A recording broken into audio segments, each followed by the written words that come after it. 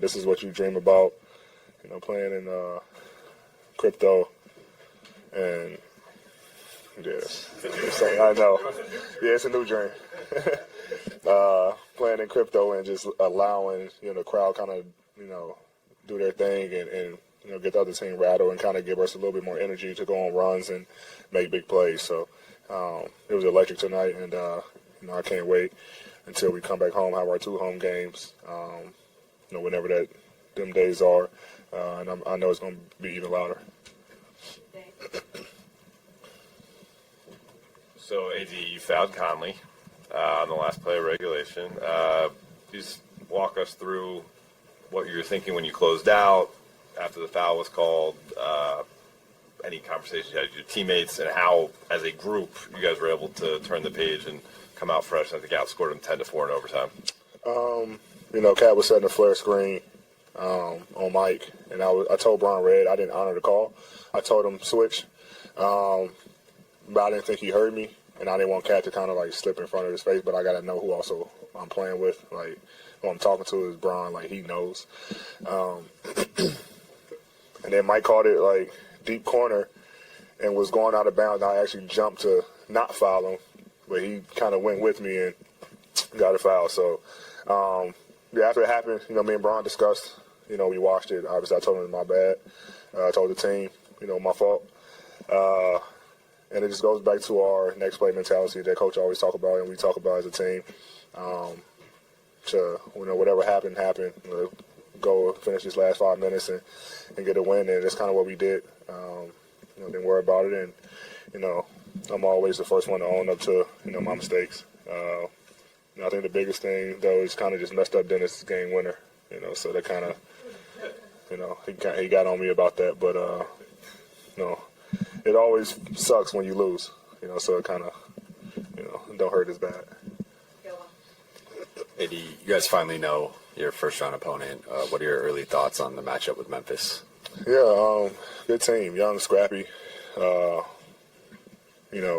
Obviously Ja had a snake. Jaren Jackson. Obviously they have guys that's not going to be playing. Guys out, Steven, Brandon Clark. But they're still a good team. I mean, they're third for a reason. Even without Ja, they were winning basketball games. So they're a tough team. We'll do our normal scouts and prep work for them. But it's going to be a fun, interesting series. AD, teams are been pretty aggressive with you defensively, a lot of traps, a lot of doubles. Just wondering what the ongoing conversation is with you, your teammates on the floor, the coaches, about kind of best ways to get you the ball, where to, how to, even when the double's coming. How does that discussion go for you, and where do you want that to be in the first-round series? Yeah, it's a lot of pick and rolls. I think in our matchups with Memphis, though, they didn't double. It's usually Steven Adams. He guards me, and then Xavier Tillman, he kind of guarded me straight up. So I'm not sure what their plan is. But I didn't see many double teams against Memphis. But, yeah, teams starting to do that, to try to double team, get the ball out of my hand, make guys beat us. And, we're doing a good job making shots to kind of open it up, going to some wide action where you can't double, come off a pin down or play some pick and roll. Where we got guys cutting and moving. Now guys are moving. I'll catch it on the run and have space to operate, or catching at the top of the floor and just operating. So, or go obviously rebound, and score that way. So, I'm just trying to find ways to be a part of the game, be productive, and whatever I got to do to help the team win. AD, on your right, with this play and tournament format, how valuable is this rest now versus a little bit more practice? And you could have been playing Friday. How would you kind of summarize winning and getting the rest? That was our main focus, getting the win. Even when we were down, I think 15 or 17, something like that, we just kept saying, we got to get a rest. We can't play. I thought it was Thursday or Friday, whatever day it is. We didn't want to play whatever day it was. We wanted to get this rest, let our bodies heal, recover. I mean, we've been going at it, playoff mode, since All-Star break, trying to get in. So it's good to have 4 days to kind of just recover and let our bodies heal, get some mental prep in on Memphis, and go in kind of fresh, on Sunday and have a battle then. playing every other day, and then with the play in, then if we would have lost playing again, and then going right into a matchup would have been tough. Especially with all the bumps and bruises our guys have. So it feels good to get this win and get a couple of days rest before we head to Memphis. AD, I think it's one thing from the outside looking in to see what Dennis brings to this squad, but you're with him every single day. Obviously, the edge he started the season with. How would you kind of quantify his value to this squad? He's invaluable, man. He brings everything every night. He wants to win. When he first came back, he said that he didn't like his first tenure here. With the Lakers, he feel like he didn't do what he was supposed to, so he wanted to come back and just be all about winning. And he's shown it. Diving on the floor, big hustle plays, obviously big shots like he had tonight. Big plays, defensively, offensively. He does it all for us. He brings that energy off the bench, pushing the pace, always communicating with us about what he sees on the floor, always bringing that positive energy. So, he means a lot to our team. AD, on the whiteboard in the locker room, you guys had 2-10 and then 0.3% chance to make it to the postseason. Still written up there today as you guys are playing your way in. Are you guys still holding on to that piece of that identity? Is it a motivating factor for you? LeBron mentioned it as well. What are the kind of conversations about that journey and how it's pushing you now? Yeah, we talked about it. When did we play? Sunday. Just how crazy it is to start 2-10 and be fighting for a playoff spot, pre-playing game, and then now go in and play the playing game and then get in as a 7th seed is unreal.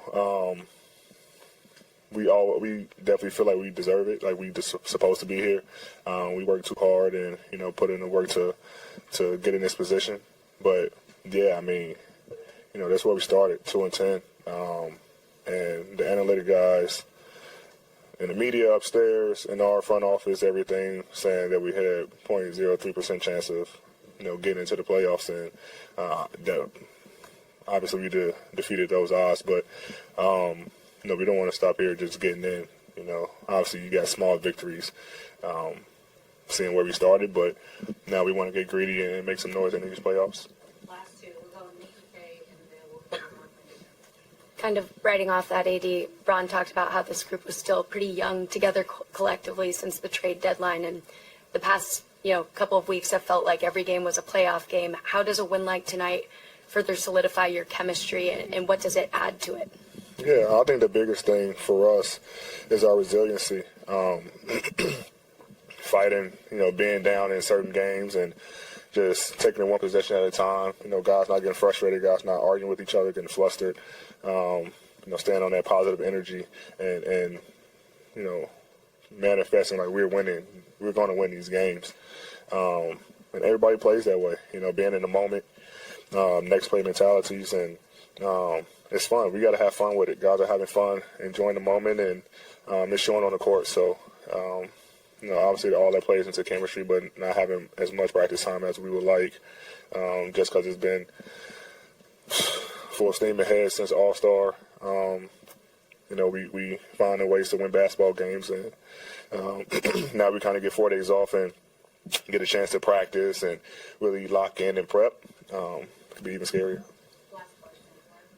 Hey, how do you describe what LeBron's leadership style has been this season through the ups and downs with the group, and how does that compare to previous seasons?